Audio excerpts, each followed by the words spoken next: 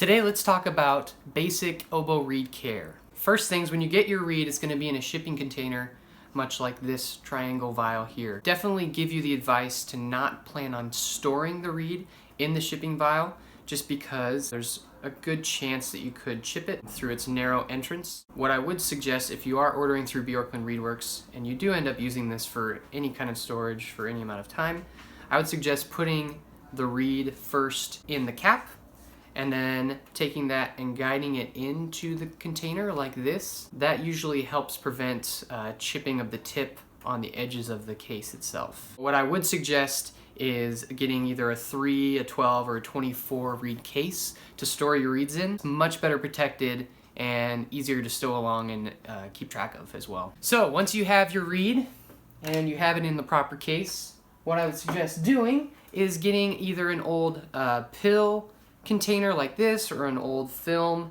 container. Yes, some people have film still, and fill it up just enough to soak the cane itself. And what I would suggest doing is about 3 to 5 minutes of soaking. It is possible to soak it in your mouth, which I know some people do. Why I usually tell my students to use this instead is that it usually helps the reed last a little bit longer. Saliva in your mouth can usually break down the fibers of the wood, which will ultimately make it not last as long. So 3 to 5 minutes. Make sure you refresh the water every once in a while so it doesn't get gross. Then you can just shake it out and your reeds are ready to go. So let's talk a little bit about once you get a brand new reed, the opening of the reed can be very variable depending on what part of the country, elevation, climate, weather can all change how this opening will look. Soaking time also has something to do with that, and that's why it's important to not over soak, because that opening can get too big, and under soaking and an old reed will often be too closed. So let's first talk about an opening that's too big. What I want you to take away from this video is that reeds are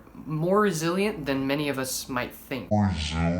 Whenever it's soaked, key point is that it's soaked, this cane is pretty resilient. We can adjust it in small ways. So if it's too open, what I suggest doing, holding on to the end, the tip right here, and then you can put your finger back over here and just massage up and down just gently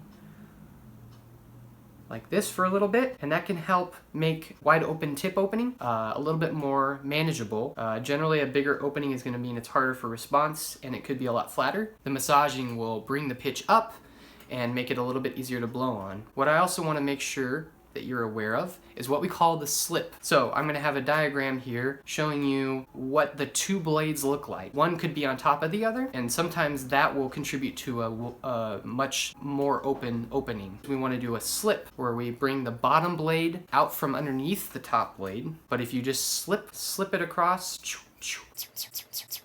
then you should see a little bit of overhang on the bottom blade. That can often help keep the opening in the size that is appropriate, and it can also help with pitch if for some reason it became unslipped. With Bjorklund Reedworks reeds, I make sure that I slip it early on in the process, but I think it's better for you to know in case in shipping or whatever other reason it becomes unslipped, that could change the characteristics of the reed substantially. The last thing about the opening of the tip, if it's too closed, which is common for older reeds, gradually they get mashed down more and more. So if we're trying to get a little bit of more longevity out of the reed, again, once it's wet, we can then take the corners about halfway down on the reed and just gently massage the opening open. So just like massaging it down will help it make it easier. Oftentimes when the reeds are dying, they are getting too easy and too free blowing and it's annoying and you can't get a good sound. By massaging it open, it gives us a little bit more of that great resistance that we want. We can get a little bit more life out of it. The last thing we're going to talk about is reed life. I get that question a lot. How long is my reed supposed to last? Really, it just depends on the kind of playing that you're doing. There isn't a hard and fast answer to that, but I would say to anticipate around a month for minimum. Some people have the gift of making their reeds last forever. There's nothing wrong with that. If you like the sound that you're getting, then more power to you. I would anticipate though, making sure you have 2 to 3 reeds on hand and anticipate about a month to maybe 3 months of what you're gonna get out of one of those reeds. I'm gonna have another video talking about helping extend reed life and thoughts about that, but generally 1 to 3 months is a good timeline. Thanks so much for your attention today, guys. I hope it was informative to you. Be sure to subscribe. If you have questions, please leave them in the comments section. I'd love to answer any reed related or music related questions that you have. Thanks so much.